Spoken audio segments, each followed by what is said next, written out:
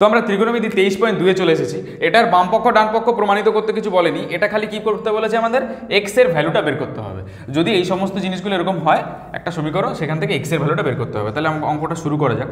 কি করে এক্স এর ভ্যালু বের করবো? স্বাভাবিক ব্যাপার, প্রত্যেকটার মান বসিয়ে দেবো। সাইন 45 ডিগ্রি কত হয়? 1/√2। কস 45 ডিগ্রি কত হয়? 1/√2। Tan 60 degree √3 equals to tan 45 degree কত হয়? ট্যান 45 ডিগ্রিতে হয় হচ্ছিল 1 তার whole square minus cos 60 degree, cos 60 degree মানে হাফ। ঠিক আছে, যাই হোক, তাহলে এবার আমরা কি করব? ওপরে কত আছে তাহলে এক্স, আর ওপরে √3, আর নিচে √2 × √2 করলে কত হয়? 2 ইকুয়ালস টু 1 মাইনাস হাফ। বোঝা যাচ্ছে?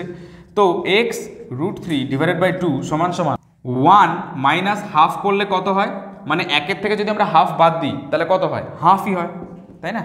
এবার আমরা দেখতে পাচ্ছি এই নিচের দুই কেটে যাবে, ব্যাস হয়ে গেল। তাহলে আমরা কত পেলাম? এক্স সমান সমান এইদিকে 1/√3। কেন এটা হলো? কারণ এক্স √3 সমান সমান 1, তাই না? তাহলে এক্স সমান সমান কত হবে? এটা তো √3 গুণ আছে, ডান দিকে চলে গেলে ভাগ হবে, মানে নিচে চলে আসবে। যাই হোক, তাহলে এক্স সমান সমান 1/√3, এটাই হলো আমাদের অ্যান্সার। যাই হোক, যদি অঙ্কটাতে কোনো সমস্যা থেকে থাকে তাহলে এখনই কমেন্ট সেকশনে জানাও।